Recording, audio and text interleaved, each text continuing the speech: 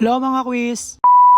Narito pa rin kami sa Morong Bataan, ang lugar ni Ate Menyo. At naisipan namin pumunta rito sa Bataan Technology Park. Bago kayo makapasok dito mga quiz, kailangan yung pumunta muna dito sa guard post 4 para ilagay yung mga pangalan at magbayad ng 30 pesos per each. Madali lang tuntunin ng BTPI mga quiz dahil available lamang siya sa Google Maps. Sa inyong kalaman mga quiz, ang BTPI ay dating former site of the Philippine refugee. Tama kayo ng dinig mga quiz. Noong panahon ng Vietnam War, digmaan sa pagitan ng mga Vietnamese at Amerikano nagsimula noong 1955 na tumagal hanggang 1975. Dahil sa malalang digmaan mga quiz, napilitang umalis ang mga Vietnamese sa kanilang sariling bansa. Noon mga quiz, ang alam ko ay mga Vietnamese lang ang nabatpad sa ating bansa. Dahil sa pagpunta ko rito, nalaman ko na kasama pala ang Laos, Cambodian at mga Vietnamese na napadpad sa ating bansa. At dito makikita sa museum ang kanilang mga ginamit na kagamitan. At may bagay dito na namangha ko mga quiz, talagang na-preserve nila yung ginamit nilang bangka papunta sa ating bansa. Papasukin na namin yung bangka.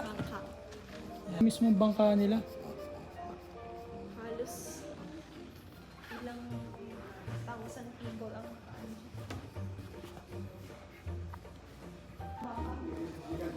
At ito, hawakan ko na siya. Ito mismo yung ginamit nila. Ayun o. Ganyan yung loob.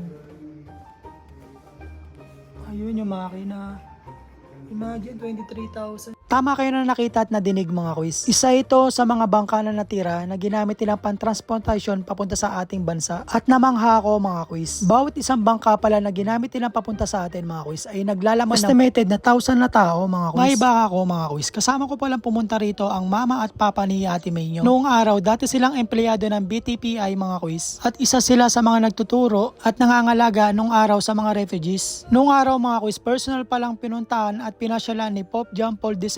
At dito din sa lugar na to mga quiz, makikita ang Memorial Shrine of St. John Paul II. Dito sa part na to mga quiz, patapos na kami sa museum at lilipat na kami ng ibang location namin pero dito pa rin sa BTPI. Grabe mga quiz, napakalawak ng BTPI. Meron pala itong 365 hektarya. Kung nais nyo pala magstay dito mga quiz, meron pala sila dyan mga available na room para rentahan mga quiz. At dito sa part na to mga quiz, papunta na kami dito sa Memorial Shrine of the Blessed Pope John Paul II. Habang naglalakad ako dito mga quiz, grabe yung kilabot ko. Imagine ito yung inapakan noon ni Pope John Paul.